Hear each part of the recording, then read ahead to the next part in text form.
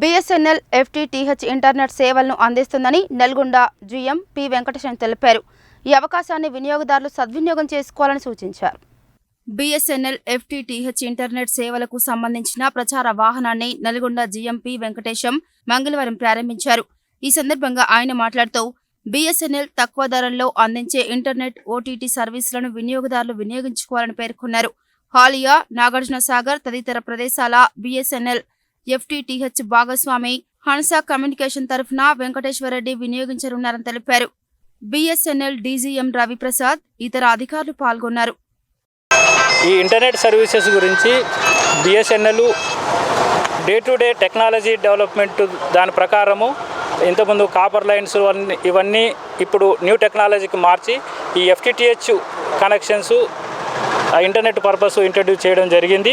దీంతోపాటు మన mobile services కూడా త్రూఅవుట్ ఇండియాలో ఇప్పుడున్న బీటీఎస్ఎస్ మొత్తము 4G టెక్నాలజీకి మార్చడం జరుగుతుంది. కొన్ని రూరల్ ఏరియాలలో కొత్త మొబైల్ టవర్స్ కూడా పెట్టడం జరిగింది.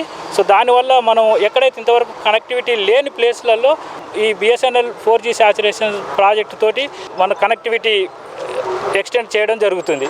కాబట్టి మన బిఎస్ఎన్ఎల్ వినియోగదారులు మన కస్టమర్స్ అందరూ బిఎస్ఎన్ఎల్ సర్వీసెస్ను సద్వినియోగంగా వినియోగించుకొని మనకు బిఎస్ఎన్ఎల్ తరపున చెప్పదలుచుకుంది ఏంటంటే, మనకు బిఎస్ఎన్ఎల్ అనేది ఒక గవర్నమెంట్ సంస్థ. ఇది మనకు లో టారిఫ్ తోటి మనకు అష్యూర్డ్ సర్వీసు ఇవ్వగలుగుతుంది. కాబట్టి సో ఈ బిఎస్ఎన్ఎల్ సర్వీసెస్ను అందరూ వినియోగించుకొని ఇంటర్నెట్ సర్వీసెస్ మరీ అంటే ఈ రోజులలో ఇంటర్నెట్ ఒక ఇంపార్టెంట్ ఐటమ్ లాగా అయిపోయినది. కాబట్టి దీన్ని ప్రతి ఒక్కరు సద్వినియోగం చేసుకోవాలని కోరుతున్నాను.